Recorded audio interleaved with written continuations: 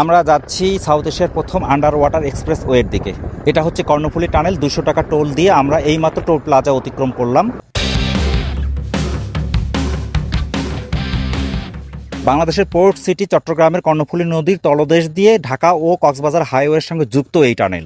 এটি নির্মাণ করতে সময় লেগেছিল প্রায় 5 বছর। 2019-এ এর নির্মাণ কাজ শুরু হয় আর শেষ হয় 2023-এ।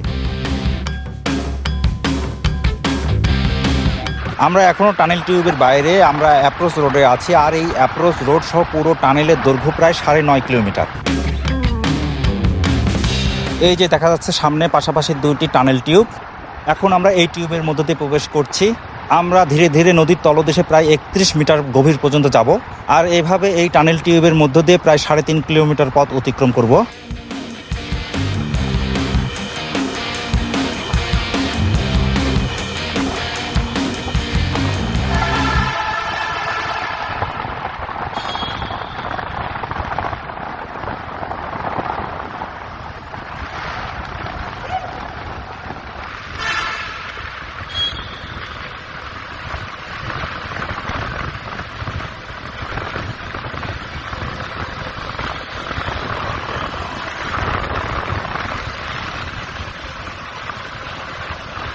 টানেলের ভিতরে 80-র উপরে স্পিড তোলা নিষেধ, যদিও তবুও কেউ কেউ এটা অমান্য করে চলে। যাই হোক, এই টানেলে অতিক্রম করার পরপরই আমাদের এই ভিডিওটা শেষ হবে। অগ্রিম ধন্যবাদ।